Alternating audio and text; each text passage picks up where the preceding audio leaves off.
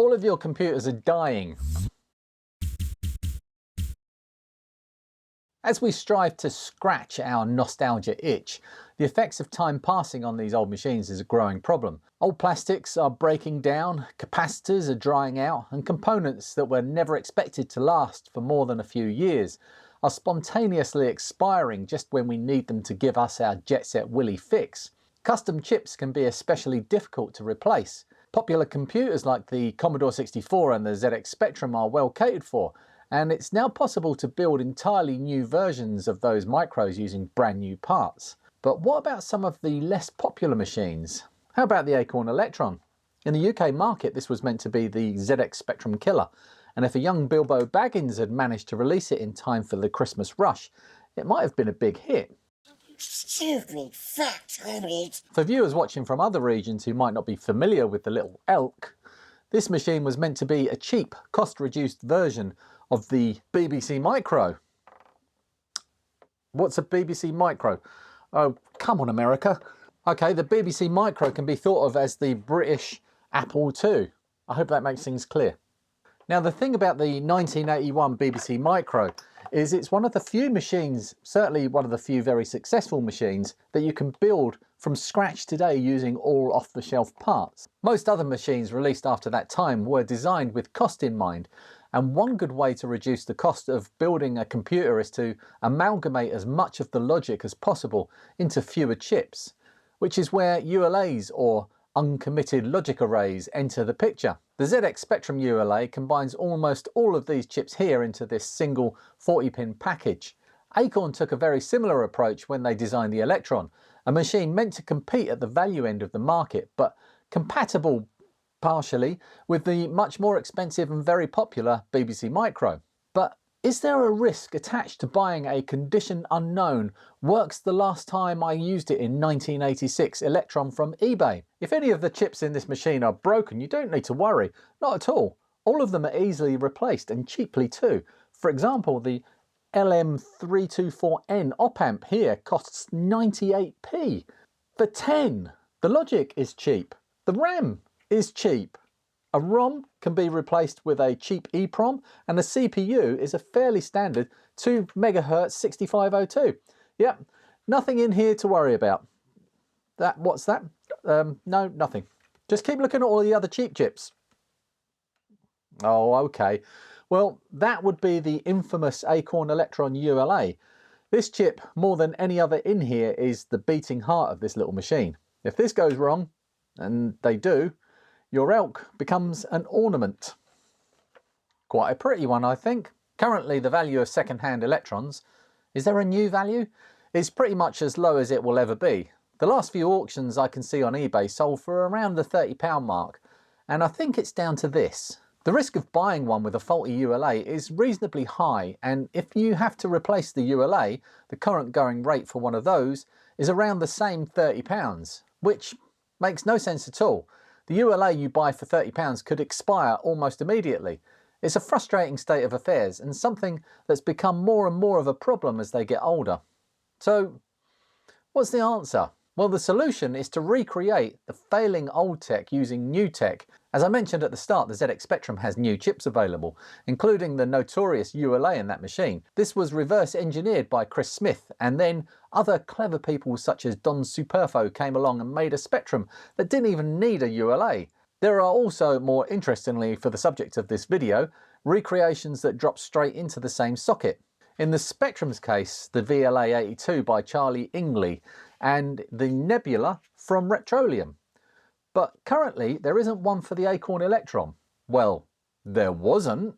Chris Jameson, or Mogway, or Jamsoft, pick a name Chris, is someone I've known through his positive interactions in the retro community, mostly on Twitter and more recently on my Discord server, which you should join. It's awesome. Chris has come up with something that might be of use in bringing one of these destroyed motherboards back from oblivion. Let's have a chat with him so he can tell us exactly what he's been building in his techno cupboard. Why the Elk? Well, I had growing up. I mean, I never didn't have any experience with electrons growing up. We had two BBCs when I was young, and after picking up the nostalgia bug, I was like, "Oh, I really fancy getting back into the Acorn world." So the first one that you got, was it broken? Yes, I picked up one on the infamous Facebook sale where it was a drive. I saw pictures of this driveway covered in electrons, and I picked it up, and I was thankful the case was in really good condition. It was very poorly packed. The case was in good condition, but I had a little peek inside, and yes, no ULA. And then it was Twitter user Scurvy Geek got back to me and said, gave me a little ray of hope and said, well, I think there's a few people working on ULA replacements. So I kind of thought, well, could I fill a niche there? Is there just a bog basic, I just want the elk to be an elk. Could I just find a bog basic electron replacement? So I thought, ooh, how hard can it be? But just at that time, I was looking at it. I started Eric Schleifer, who's known as Tube Time, who's a reverse engineering wunderkind. He's done a load of great stuff on the PC side of things. He released the graphics gremlin, which was an ISA card which could do CGA and MDA on an FPGA. And he open sourced it entirely again. And I could basically crib the basic FPGA plumbing from the graphics gremlin as my basis to build upon, to do my own spin and add the little bits I needed to get it going on the Electron for ULA. So really, I'm standing on the shoulders of giants. So I took David Banks's amazing ULA code and I mixed it with the graphics gremlin stuff and kind of smashed it together. And that's how it came about, really. Thank you, Chris, and really well done for bringing this project to the community. Chris has very generously sent me a prototype to build and try out for myself. But before we get into that, we need to look at these. All four of these boards were very kindly sent to me by Dave Hitchens, who some time ago picked up a big score of Electron motherboards and various other parts. These are from a notorious haul of scrapped Acorn Electrons from a Facebook seller not very far from me. In fact, my own Electron came from that very same seller. I think the story goes they're originally from a repair shop of some sort, and many of these boards were scrapped for their parts, which, looking at the condition of the four boards here, makes sense. When I bought my own machine from that seller, it was complete but not working. I made a video about its repair, which is probably in the corner of your screen right now. So there or over there. To give this new ULA a home, I need a board to install it into. Let's take a closer look at these boards and try to pick a winner. There are 3 issue 6 and 1 issue 4 boards. The issue 4 board, at first glance, seems to be in the best condition, only missing its CPU, ROM, IC17 and of course its ULA. Although the ULA socket is still here, which is a good thing, meaning there will be less chance of damage in this important area. Unfortunately, there is some damage here near the CPU. I think I can resurrect that if I need to. That doesn't look too bad. There's a missing pad there. I've labelled this one board number 1, and so far it seems to be promising. Number 2 is the first of the 3 issue 6 boards. This one is missing IC19, the ROM, the CPU, and the ULA looks to have been ripped from the board. There are bits of metal sticking up and 4 of the pads are obviously missing. This one is low on the list, but not impossible. All of the memory is present, but all of the decoupling caps look to have been chopped off. I honestly don't know what's going on here at the keyboard connector. On the other side, well, that just looks nasty. A huge glob of molten solder was just dumped here. No idea why. But the back of the ROM and the CPU are looking grim, and the ULA vias have suspicious bits of legs still hanging on. The top of board 3, the keyboard connector is the same grotty mess. The ROM is here, that's a bonus. The CPU is missing, and at first glance there don't seem to be any missing or ripped traces. The RAM is all missing, but it seems to be neatly done. And the ULA is no longer there, but there seems to be less burning and devastation. And the back? Well, this could clean up. There's no obvious missing pads or traces, but that green inner square of the ULA area does look a bit suspect. I wonder if this is delaminated. This one is on the maybe pile. Board 4 is quite similar to 3. It has no ROM, but it does have all the RAM. Someone really didn't like ceramic disc caps, did they? Maybe rats ate them. And the other side looks like it could be a winner too. I can't see any obvious damage, but like all the others, I'll need to clean up and give all these a thorough inspection before I decide which one to bring back. And hopefully we have a candidate for resurrection. In the end, I narrowed it down to board number 3. Even though it has this delamination, it doesn't seem to be affecting anything important. The rest of the board looks in very good condition after a bit of cleaning. I removed all of the chips, testing them all outside the board in my TL866 Mini Pro programmer, which is not a perfect test, but should show up anything totally broken, and replacing the grotty keyboard connector, and then installed sockets in all the places where the chips needed to go, just in case. A few passive components needed to be replaced.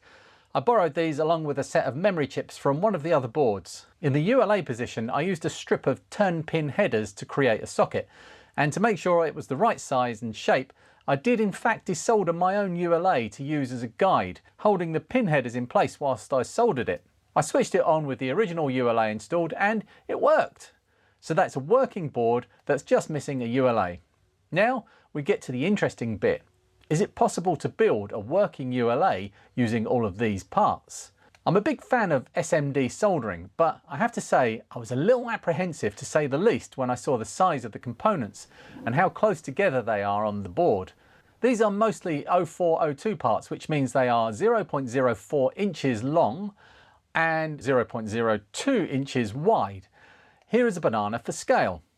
Okay, something more sensible. Here is a normal 1/4 watt resistor. Even with eye magnification, I can't reliably see this sized part well enough, so it's time for my trusty microscope. I say trusty, I actually lost quite a lot of footage recorded on this scope, including all of the chip soldering, so it's not as trusty as I'd like. But the work went pretty smoothly overall, so you didn't miss out too much on all of the fun stuff. The kit Chris sent over comprises of 2 boards. The lower board is the one that has just a few components needing to be installed. I thought it would be a good idea to get my practice in on this board before turning to the top board, where there was a lot more to do in a much tighter space. And being aware of the tiny scale of things here, I switched to a tip I don't normally use, hoping it would give me more precise control. I see a lot of skilled technicians using these witch's nose tips, and I just don't know how they do it. I found it quite frustrating to use. Normally with a chisel tip I can control where the solder will be on the iron, but with this one it just doesn't like to be near the pointy part of the tip. And being round, I couldn't get it to touch the pad and the component at the same time.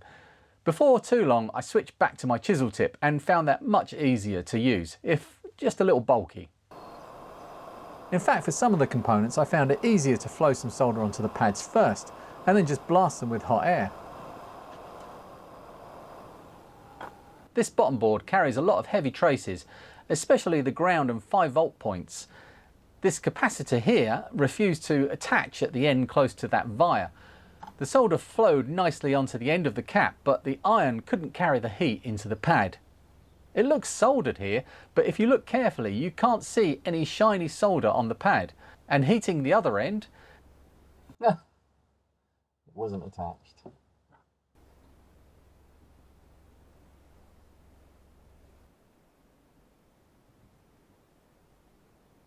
I grabbed the heat gun and blasted it with 400 degrees of hot air, something I would need to do quite a few times further into the build. These castellated resistor arrays were to prove very tricky.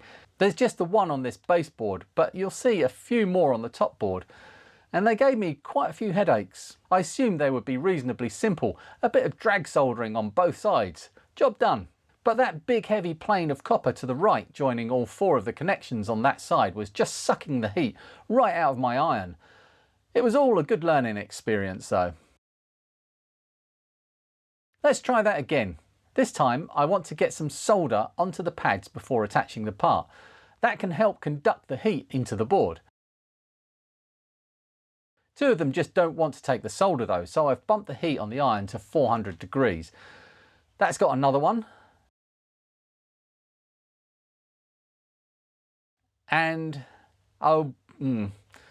that looks a bit messy. Yeah, it's not improving the more I try. Flux will sort this out though.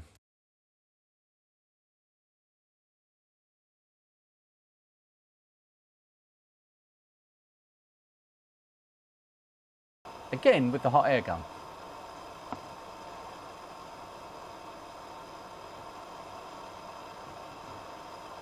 You can see the solder flowing and then instantly freezing as soon as the air is not pointed right at that spot.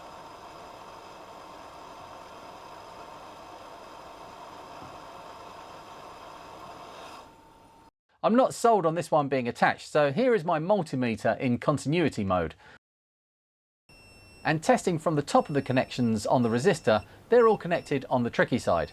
As I said, all of the footage of the chip installations was sadly lost, but you can see the chips in lots of this footage and they are all perfectly installed. I checked each pin was securely attached and tested between all of them with a multimeter, checking for bridges.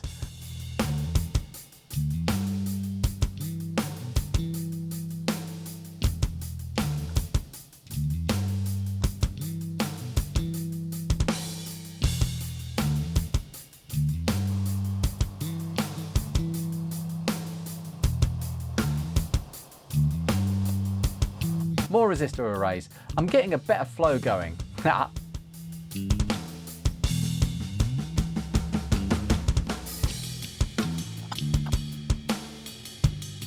pad under the 5 on RN1 here looks suspect.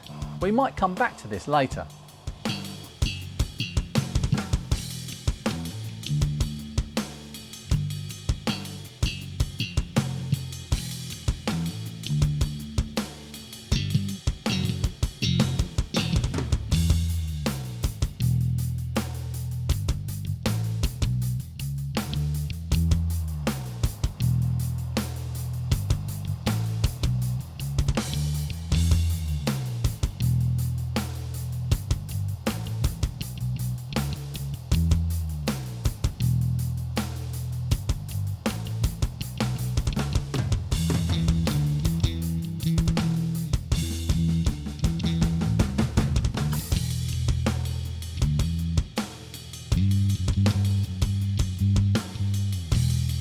That's all of the components fitted.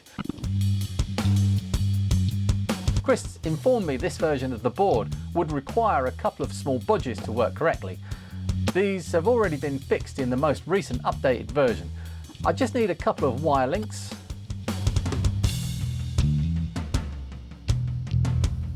and a capacitor, and one big chunky resistor over here on the side. Next, I went round every part of the board checking for shorts. I checked all of the legs on the chips again and all of these resistor arrays. I checked between ground and the various power rails and found no problems. With the soldering completed, I moved on to programming the FPGA, a process I'm not really familiar with or comfortable explaining in detail here. Rest assured, Chris has a comprehensive guide for all of this and more on his repository. Link in the description. There are certain types of programmer that you can buy which make this process fairly simple. Just a few command line commands and files in the right places to start with. I ordered one of these programmers from Amazon. Amazon delivered something totally different. I think these are stepper motor drivers. Chris said, "Don't worry, I'll order you the right thing and get it delivered tomorrow."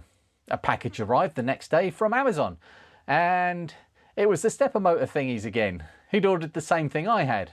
So we stepped into the murky world of Linux, or at least that's how it feels to me. I appreciate it's a wonderful operating system and can do so many incredible things. It's super stable, reliable, mostly free, etc. But that doesn't mean I know how to use it.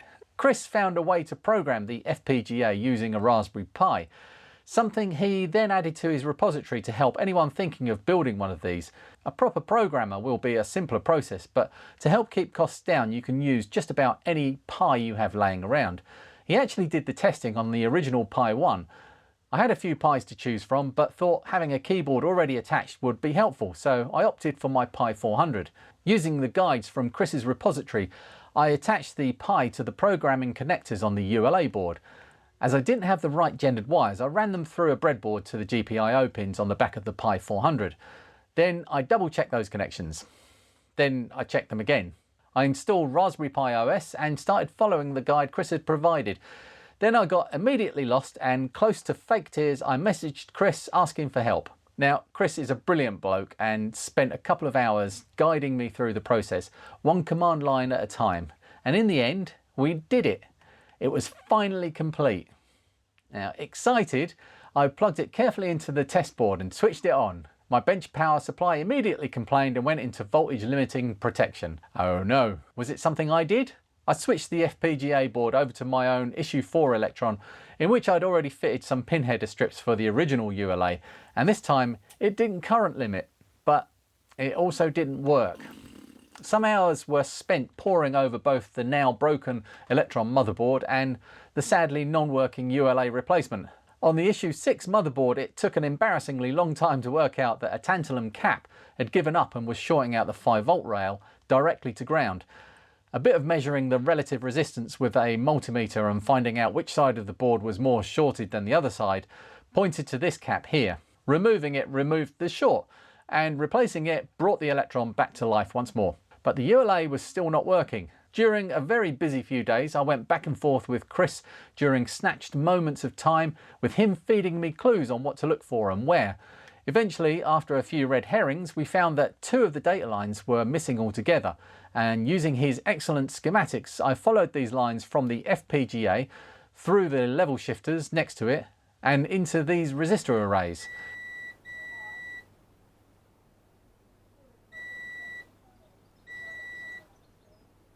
That's not connected. Yep, those pesky resistor arrays. Checking for continuity with the nearby pins, I found one of them was not actually connected. I gave it a careful reflow and checked again.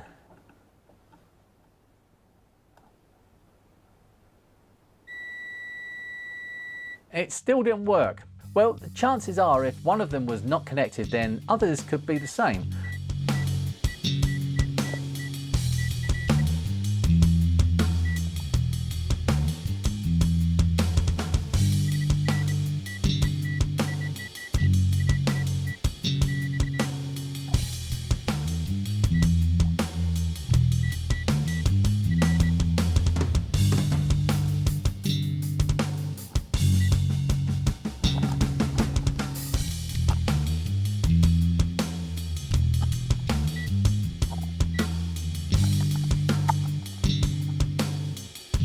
I checked every connection from all of the resistor arrays around the board and found quite a few of the connections were not making it through. There's probably a better way to make these flow, but in the end I got there with my chisel tip iron and a hot air station and patience. And then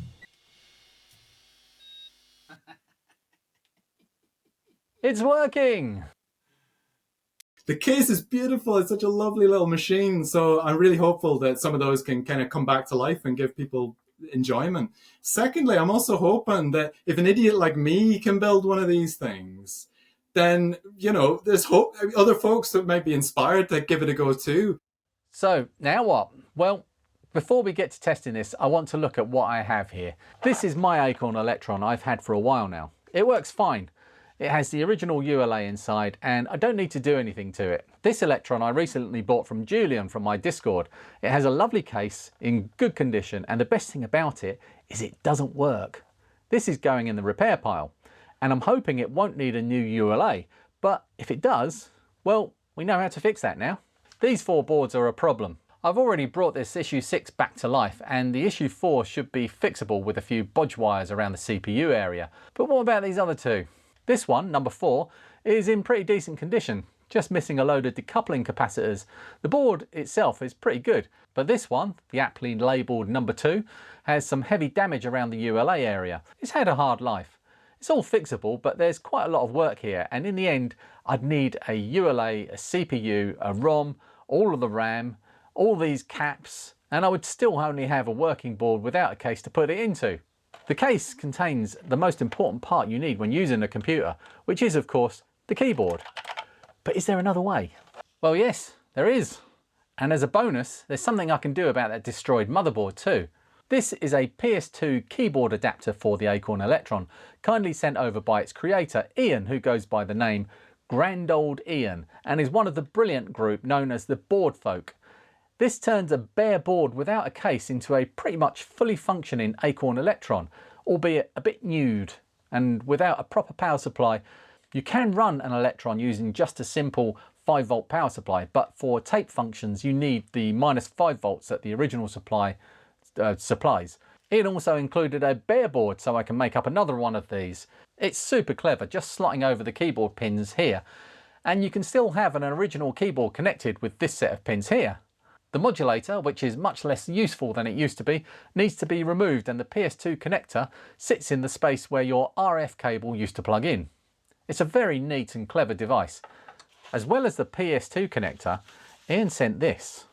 This is an issue 4 recreated motherboard, the Elk.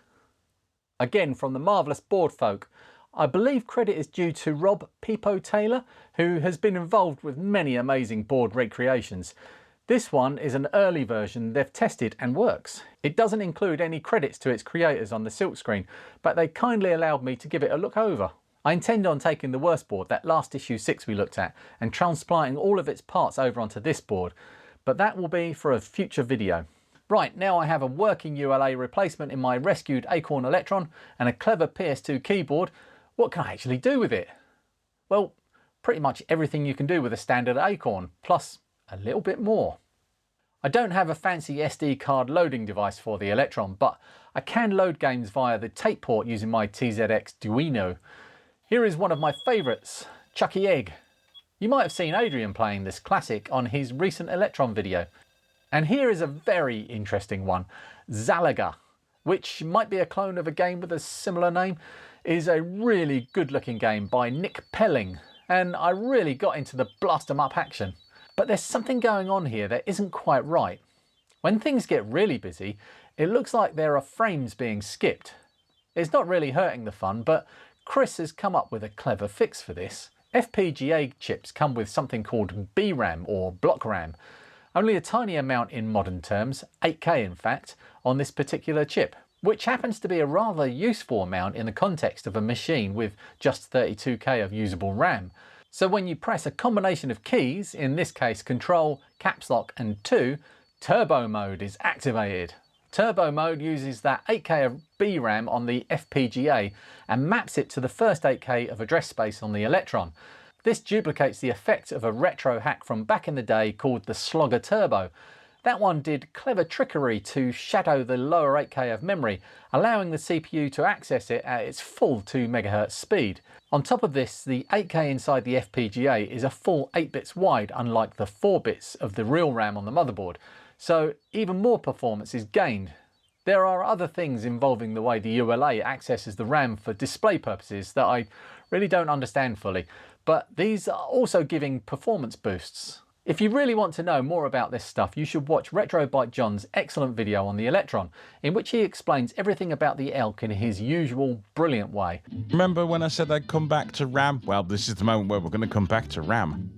Or go and ask Chris. He'll pretend it's all very simple and be all modest, but the man is basically a raving genius. His explanation for my simple brain was, it's like fast cache RAM on a PC. The result of pressing the turbo mode combination of keys is quite startling. The game runs slightly faster in general, but when the action starts to get really busy, the dropped frames become far less of a problem. They're still there, but it doesn't affect the gameplay now. And what a great game! This had me laughing like a loon. It's made a fun but slightly glitchy game into an insanely fun and still a bit glitchy game. I've tried a bunch of games on this replacement ULA, and for me it has performed flawlessly. There are bound to be some edge cases that make it fall over, but this is a brand new thing and I'm sure others will take it even further. It's been a fantastic project to work on. Thank you, Chris, for letting me loose with your amazing widget. I had great fun building it, and the satisfaction of bringing a scrap computer fully back to life just can't be beaten. I hope you enjoyed the ride as much as I did. Thank you for watching. I'll see you in the next one. You are subscribed, right? Bye.